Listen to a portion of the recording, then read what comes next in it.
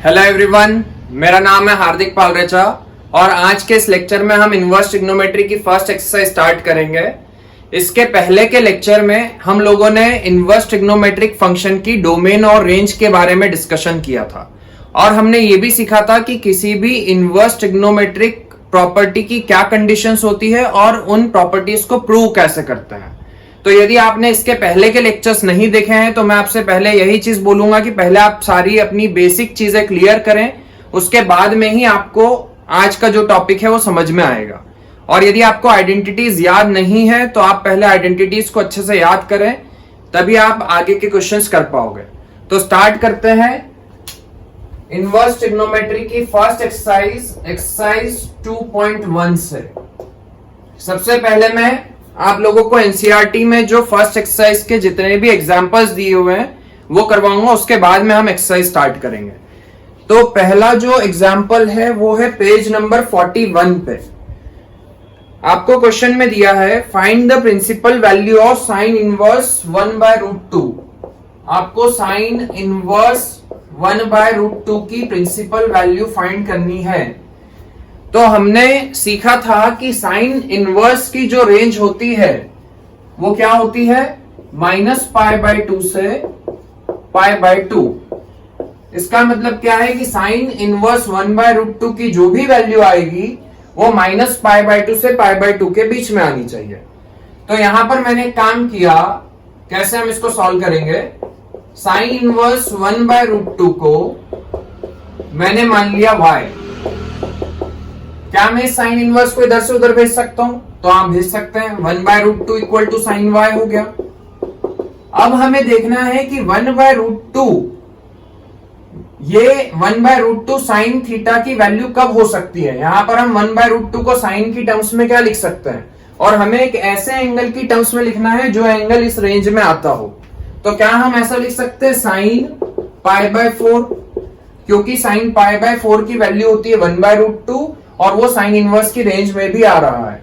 तो मैं 1/√2 की जगह पर लिख रहा हूं sine π/4 equal to sine y। तो यहां से आपकी y की वैल्यू आएगी π/4। क्लियर है? आपको जब भी एंगल फाइंड करना है, जैसे कि इस टाइप का क्वेश्चन आया साइन इनवर्स 1/√2 की आपको वैल्यू फाइंड करनी है, तो आप जो भी इसका आंसर आएगा वो साइन इनवर्स की रेंज में होना चाहिए, क्योंकि 1/√2 साइन थीटा की वैल्यू इसके अलावा और भी एंगल्स पर हो सकती है। सेकेंड क्वाड्रेंट में भी साइन थीटा की वैल्यू 1/√2 आएगी, बट यहां पर जो एंगल होगा सेकेंड क्वाड्रेंट में भी 1/√2 आ सकती है साइन थीटा की वैल्यू, बट ये वाला एंगल साइन इनवर्स की रेंज में नहीं आ रहा है। तो आपको जो भी एंगल आप यहां पर निकालोगे वो साइन इनवर्स की रेंज में आना चाहिए। ठीक है, इसके बाद में सेकेंड एग्जाम्पल देखते हैं। सेकेंड वाले एग्जाम्पल में आपको बोला है find the principal value of cot inverse -1/√3। Cot inverse -1/√3 की आपको प्रिंसिपल वैल्यू फाइंड करनी है। तो हमें पता है कि कॉट इनवर्स की रेंज होती है 0 से π ऑन दी ओपन इंटरवल। मतलब जो भी एंगल आएगा इसका वो इस इंटरवल के बीच में होना चाहिए, इस रेंज में होना चाहिए। तो आप क्या करोगे, सेम वही मेथड, कॉट इनवर्स 1/√3 को -1/√3 को हम मान लेते हैं y। जब ये कॉट इनवर्स इधर से उधर जाएगा तो -1/√3 is equal to cot y। अब मुझे ये देखना पड़ेगा कि यहां पर कॉट इनवर्स की रेंज है 0 से π के बीच में। तो क्या फर्स्ट क्वाड्रेंट में कॉट की वैल्यू नेगेटिव आ सकती है, क्या नहीं आ सकती? मतलब फर्स्ट क्वाड्रेंट में तो एंगल नहीं होगा क्योंकि यहां पर कॉट y इक्वल टू -1/√3 है। तो फर्स्ट क्वाड्रेंट में तो कॉट थीटा जो है वो पॉजिटिव होगा, सेकेंड क्वाड्रेंट में कॉट थीटा नेगेटिव होगा। मतलब कि यहां पर ये जो एंगल जो आएगा यहां पर कॉट y इक्वल टू -1/√3, तो ये जो y की जो भी वैल्यू होगी, जो एंगल आएगा वो सेकेंड क्वाड्रेंट में आएगा। तो अब वो हम एंगल कैसे फाइंड करेंगे? तो यहां पर वैल्यू दी है 1/√3, तो कॉट थीटा 1/√3 के इक्वल कब होता है, जब एंगल कितने डिग्री का होता है, 60 डिग्री का। मतलब कि इधर से यदि हम देखें तो एंगल कितना होगा, π/3 का।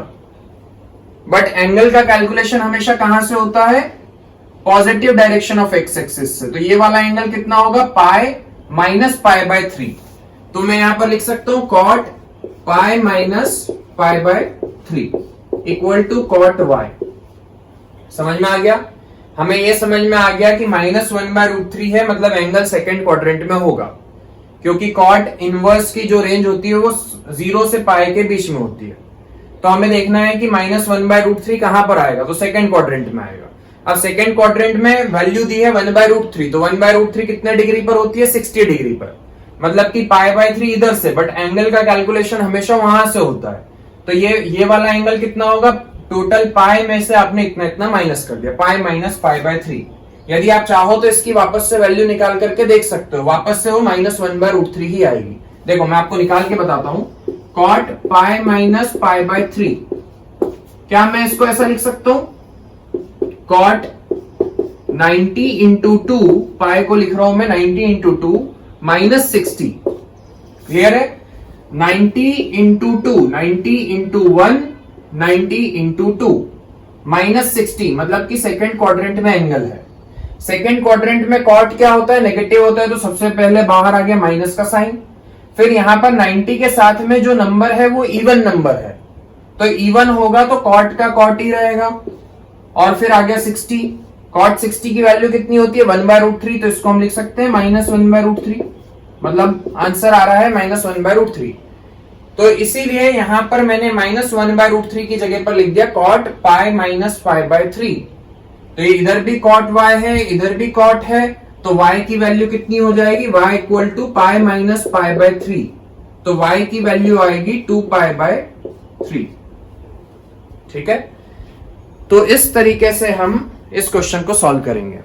बट यदि मान लो ये अभी फर्स्ट एक्सरसाइज कर रहे हैं हम, इसलिए मैं आपको ऐसे समझा रहा हूं, नहीं तो इसके पहले वाले लेक्चर में हमने आइडेंटिटीज डिस्कस करी थी। उसमें हमने एक आइडेंटिटी पढ़ी थी कि यदि कॉट इनवर्स -x है तो किसके इक्वल होता है? Pi minus cot inverse x के इक्वल होता है।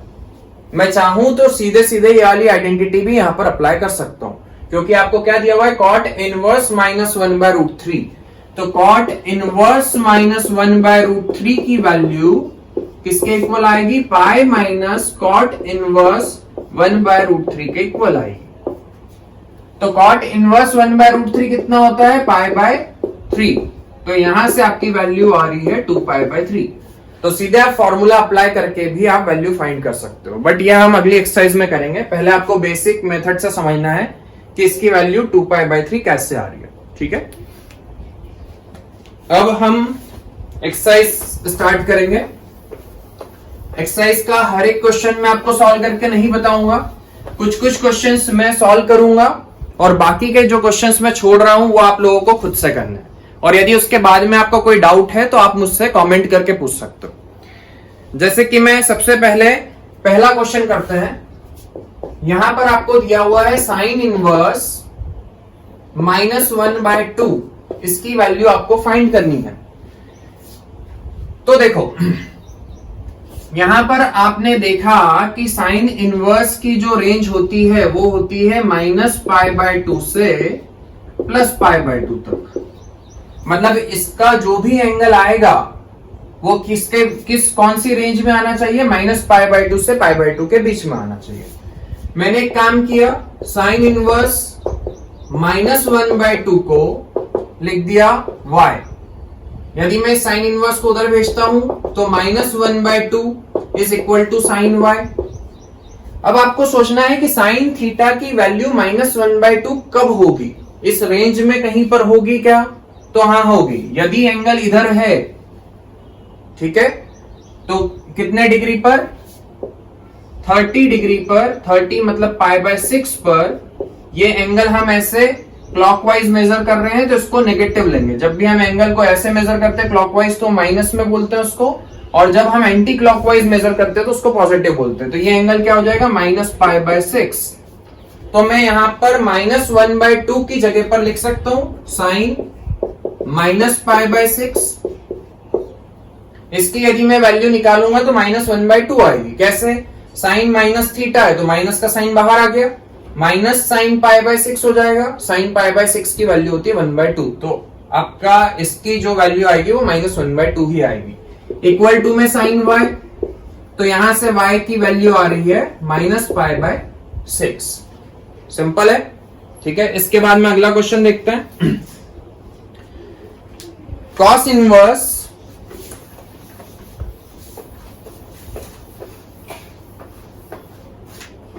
Next question, cos inverse √3/2।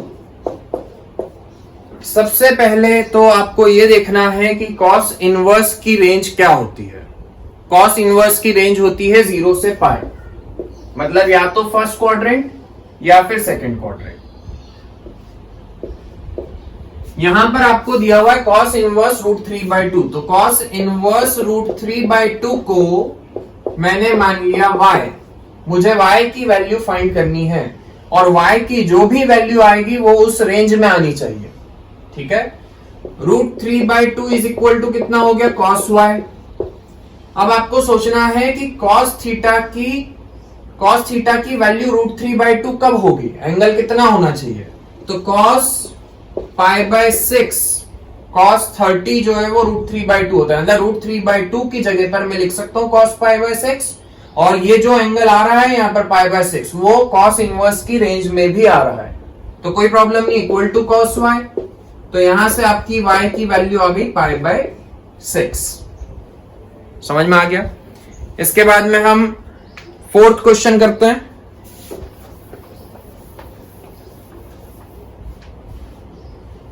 Fourth वाला क्वेश्चन बता रहा हूं, tan इनवर्स -√3।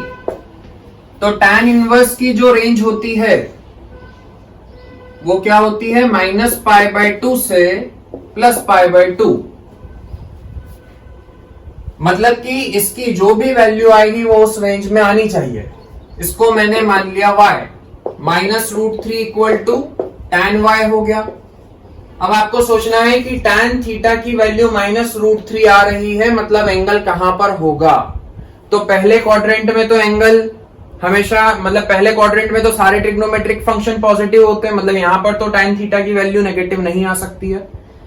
फोर्थ क्वाड्रेंट में tan थीटा की वैल्यू नेगेटिव आएगी, मतलब कि यहां पर यदि आपको -√3 वैल्यू चाहिए तो यहां पर आपका जो भी एंगल आएगा वो फोर्थ क्वाड्रेंट का होगा। तो यहां पर मैं -√3 की जगह पर क्या लिख सकता हूं, tan -π/3। tan माइनस थीटा क्या होता है, माइनस tan थीटा, तो माइनस का साइन बाहर आ जाएगा, tan π/3 बचेगा। tan π/3 की वैल्यू होती है √3 इक्वल टू tan y। तो y की वैल्यू आएगी -π/3। ठीक है, समझ में आ गया। इसके बाद में फिफ्थ क्वेश्चन भी कर लेते हैं। फिफ्थ क्वेश्चन में आपको दिया हुआ है, जो मैंने छोड़ा है वो आपको खुद से करना है, थर्ड वाला और थर्ड वाला बस। अभी fifth question, cos inverse -1/2 equal to y मान लेते हैं। कॉस इनवर्स की रेंज होती है 0 से पाई तक, मतलब यहां पर जो भी एंगल आएगा वो या तो फर्स्ट क्वाड्रेंट में होगा या सेकंड में। ठीक है, -1/2 इक्वल टू कॉस y। अब यहां पर आपको -1/2 आ रही है कॉस थीटा की वैल्यू, मतलब एंगल कौन से क्वाड्रेंट में होगा, सेकंड क्वाड्रेंट में होगा, क्योंकि पहले क्वाड्रेंट में तो कॉस थीटा की वैल्यू पॉजिटिव आएगी, मतलब एंगल है सेकंड क्वाड्रेंट में। ठीक है, तो यहां पर कहीं पर आपका एंगल होगा। अब आप सोचो कि कॉस थीटा की वैल्यू 1/2 कितने डिग्री पर होती है, 60 डिग्री पर, मतलब कि इधर से जो एंगल होगा वो कितना होगा, π/3। तो ये वाला एंगल आपने लिख दिया π/3। बट एंगल का मेजरमेंट हमेशा किस साइड से होता है, positive direction of x axis से। तो यहां से यदि आप एंगल मेजर करोगे तो ये एंगल कितना होगा, टोटल पाई में से π/3 को माइनस करना पड़ेगा, तो ये एंगल आएगा पाई - π/3। तो यहां पर मैं -1/2 की जगह पर क्या लिख सकता हूं, cos पाई - π/3। जब आप इसकी वैल्यू निकालोगे तो -1/2 ही आएगी, इक्वल टू cos y।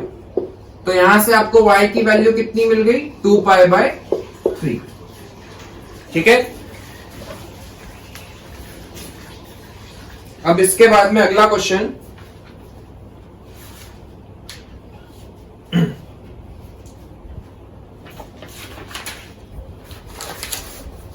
हम करेंगे सेवेंथ क्वेश्चन। सेवेंथ क्वेश्चन में आपको दिया हुआ है सेक इनवर्स 2/√3। आप चाहो तो ये सारे क्वेश्चन को डायरेक्ट आइडेंटिटी लगा कर के भी सॉल्व कर सकते हो, बट अभी हम पहली एक्सरसाइज कर रहे हैं और पहली एक्सरसाइज में ये वाली आइडेंटिटीज आपको यूज नहीं करना है, क्योंकि एनसीईआरटी में सेकेंड एक्सरसाइज में वो सारी आइडेंटिटीज दी हुई है। तो इसीलिए पहले मैं आपको बेसिक मेथड से बता रहा हूं कि किस तरीके से आप इसकी वैल्यू फाइंड करोगे। नहीं तो हम डायरेक्ट आइडेंटिटी यूज करके भी इसको 2 या 3 स्टेप में सॉल्व कर सकते हैं। ठीक है, जैसे कि इसी क्वेश्चन को हम सॉल्व करते हैं। तो यहां पर आपने ले लिया y। वैसे इस क्वेश्चन में कोई आइडेंटिटी लगाने की जरूरत नहीं है, क्योंकि बाहर अंदर जो वैल्यू है वो नेगेटिव नहीं है। यदि अंदर नेगेटिव वैल्यू होती तो फिर हम आइडेंटिटी यूज करते। तो यहां पर 2/√3 इज इक्वल टू कितना हो जाएगा, sec y। ठीक है, यहां पर कोई आइडेंटिटी यूज करने की जरूरत नहीं है। sec थीटा की वैल्यू 2/√3 कब होगी, sec 30 डिग्री 2/√3 होता है, मतलब यहां पर आ गया π/6 इक्वल टू sec y। तो y की वैल्यू आ जाएगी π/6। क्लियर है। इसके बाद में अगला क्वेश्चन है cos इनवर्स। 9th वाला क्वेश्चन मैं बता रहा हूं, 8th क्वेश्चन आपको खुद से ट्राई करना है। 9th वाला क्वेश्चन देखते हैं। 9th वाले क्वेश्चन में दिया है cos इनवर्स -1/√2 की वैल्यू आपको फाइंड करनी है। तो cos इनवर्स फंक्शन दिया हुआ है यहां पर। cos इनवर्स की रेंज होती है 0 से पाई, बट अंदर जो वैल्यू है वो -1/√2 है। सबसे पहले मैंने एक काम किया, cos इनवर्स -1/√2 को y मान लेते हैं। -1/√2 is equal to cos y। cos y की वैल्यू नेगेटिव आ रही है, तो फर्स्ट क्वाड्रेंट में तो नेगेटिव हो नहीं सकती है, मतलब कि एंगल जो भी होगा वो सेकंड क्वाड्रेंट में होगा। अब सेकंड क्वाड्रेंट में cos की वैल्यू -1/√2 आ रही है, मतलब कि एंगल कितने डिग्री का होगा। तो ये जो एंगल होगा 45 डिग्री के पर 1/√2 आती है, मतलब कि इधर से जो एंगल होगा वो होगा π/4। बट एंगल का मेजरमेंट हमेशा पॉजिटिव एक्स एक्सिस से किया जाता है। तो यहां से जब आप एंगल मेजर करोगे तो कितना आएगा, पाई माइनस π/4। तो क्या मैं यहां पर -1/√2 की जगह पर लिख सकता हूं cos pi minus π/4 equal to cos y। तो यहां से आपकी y की वैल्यू कितनी आ जाएगी, पाई माइनस π/4, मतलब y की वैल्यू आएगी 3π/4। और यदि आप चाहो तो डायरेक्ट फॉर्मूले से भी करके देख सकते हो। cos इनवर्स -x का फॉर्मूला होता है pi minus cos inverse x। ये आइडेंटिटी हम यहां पर लगा करके देखते हैं। cos इनवर्स -1/√2 की वैल्यू आपको फाइंड करनी है। तो ये किसके इक्वल होगा, pi minus cos inverse 1/√2। cos theta की वैल्यू 1/√2 कितने डिग्री पर होती है, π/4 पर, मतलब इसकी जगह पर क्या आ जाएगा, π/4। तो पाई माइनस π/4, तो आपका आंसर इधर से भी आप निकालोगे तो 3π/4 ही आएगा। ठीक है। इसके बाद में 10th क्वेश्चन में आपको दिया है cosec inverse -√2। cosec inverse -√2। cosec inverse की सबसे पहले आप रेंज देख लो। cosec इनवर्स की रेंज होती है -π/2 से π/2 तक, जिसमें 0 इंक्लूडेड नहीं होता है। ठीक है, -π/2 से π/2 विच डज नॉट इंक्लूड 0। इसमें क्योंकि cosec 0 इज नॉट डिफाइंड, तो इसमें 0 इंक्लूड नहीं होता है। ठीक है, cosec inverse -√2 is equal to y माना, -√2 इज इक्वल टू हो गया cosec y। अब आपको सोचना है कि यहां पर इस इंटरवल में cosec थीटा की वैल्यू -√2 कहां पर आएगी। तो फर्स्ट क्वाड्रेंट में तो हो नहीं सकती, क्योंकि फर्स्ट क्वाड्रेंट में तो सारे एंगल्स, सारे ट्रिग्नोमेट्रिक फंक्शंस की वैल्यू पॉजिटिव होती है। मतलब कि फोर्थ क्वाड्रेंट में ही cosec थीटा की वैल्यू -√2 आएगी। तो यहां पर एंगल -√2 कितने डिग्री पर होती है वैल्यू? π/4 पर हम कैसे मेजर कर रहे हैं? क्लॉकवाइज। तो क्लॉकवाइज मेजर कर रहे हैं तो इसको आपको क्या लिखना पड़ेगा? माइनस का π/4। तो यहां पर मैं -√2 की जगह पर लिख सकता हूं cosec -π/4 equal to cosec y। y equal to कितना आएगा? -π/4। ठीक है। तो इस तरीके से आपको क्वेश्चन में पहले आपको सबसे पहले उसकी रेंज देखनी है कि उसकी रेंज क्या है, और जो भी आप एंगल निकालोगे वो उस इनवर्स ट्रिग्नोमेट्रिक फंक्शन की रेंज में आना चाहिए। रेंज के बाहर यदि आपने कोई एंगल लिख दिया तो आपका आंसर गलत हो जाएगा। ठीक है। अब इसके बाद में 11th क्वेश्चन भी बहुत आसान है, सब में आपको वैल्यूज निकालनी है और सॉल्व करना है। बट अब यहां पर 3 फंक्शन दे दिए हैं और तीनों इनवर्स ट्रिग्नोमेट्रिक फंक्शन एडिशन में है। जैसे कि यहां पर आपको 11th क्वेश्चन में दिया है, क्या बोला है क्वेश्चन में? Find the values of the following. आपको इस पूरे की वैल्यू निकालनी है। tan inverse 1 plus cos inverse -1/2 plus sign inverse -1/2। सबसे पहले tan इनवर्स 1 की वैल्यू, तो tan इनवर्स की रेंज क्या होती है? -π/2 से π/2, मतलब फर्स्ट क्वाड्रेंट या फिर फोर्थ क्वाड्रेंट। यहां पर आपको दिया है tan इनवर्स 1 पॉजिटिव वैल्यू है, मतलब फर्स्ट क्वाड्रेंट में ही होगी, तो यहां पर मैंने लिख दिया π/4। अब आपको दिया है cos इनवर्स -1/2, तो cos इनवर्स की रेंज होती है 0 से π ऑन द क्लोज इंटरवल, 0 से π। बट यहां पर -1/2 है, मतलब फर्स्ट क्वाड्रेंट में तो होगा नहीं, सेकेंड क्वाड्रेंट में आएगा एंगल। तो यहां पर मैंने यहां कहीं पर एंगल होगा, हमें एंगल इधर से मेजर करना है। वैल्यू कितनी दी हुई है? 1/2 cos थीटा की वैल्यू 1/2 का कितने डिग्री पर होती है? 60 डिग्री पर, मतलब कि ये वाला जो एंगल होगा ये π/3 होगा। बट आप तो एंगल पॉजिटिव एक्स एक्सिस से कैलकुलेट करोगे, तो ये वाला एंगल कितना होगा? π-π/3। तो इसकी जगह पर मैंने लिख दिया π-π/3। आप चाहो तो तीनों को सेपरेटली पहले सॉल्व कर लो। कैसे सॉल्व करोगे? cos इनवर्स -1/2 को मान लो x, -1/2 इज इक्वल टू क्या हो गया? cos x। यहां पर -1/2 की जगह पर हम क्या लिख सकते हैं? cos π-π/3। समझ में आ रहा है? इक्वल टू cos x, तो यहां से x की वैल्यू आएगी 2π/3, तो वही चीज हमने लिखी है π-π/3।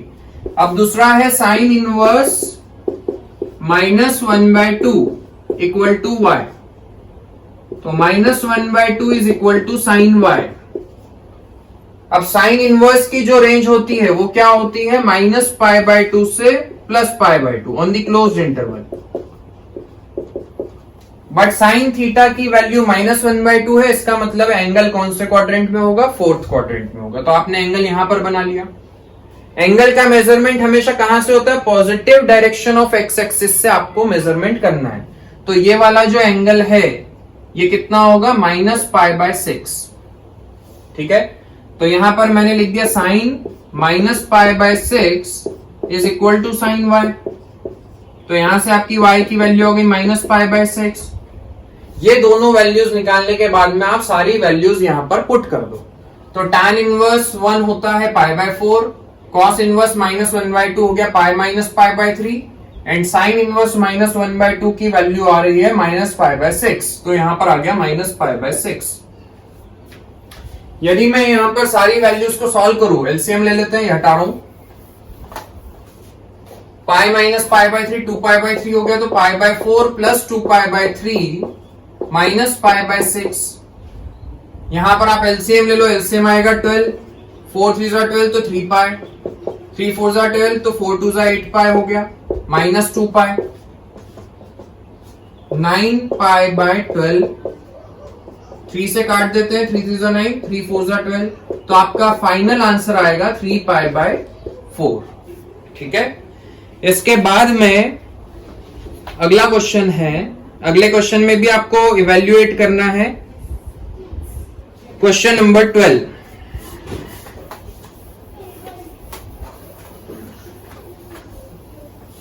ट्वेल्थ क्वेश्चन देखते हैं।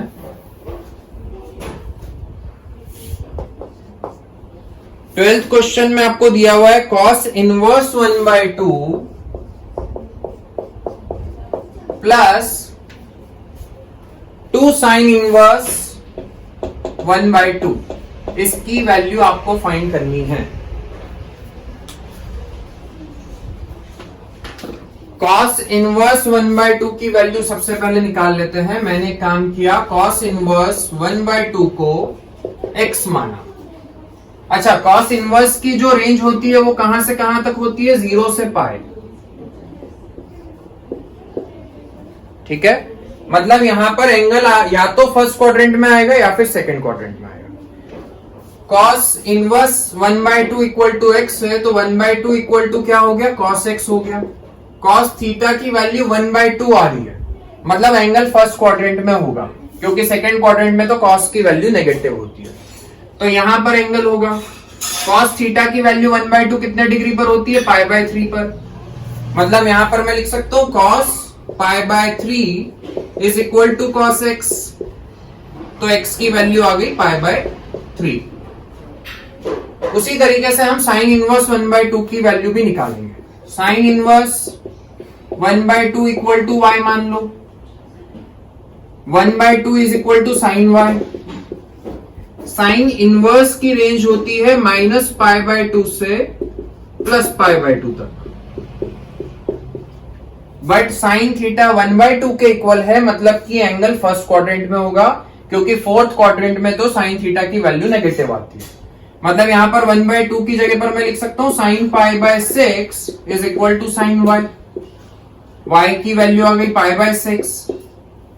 अब ये जो दो वैल्यूज आई है ये हम वहां पर पुट कर देते हैं।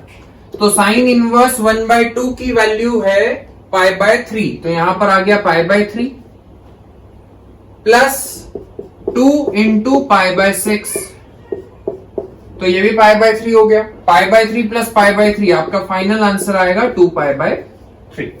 ठीक है, तो बहुत आसान क्वेश्चन है।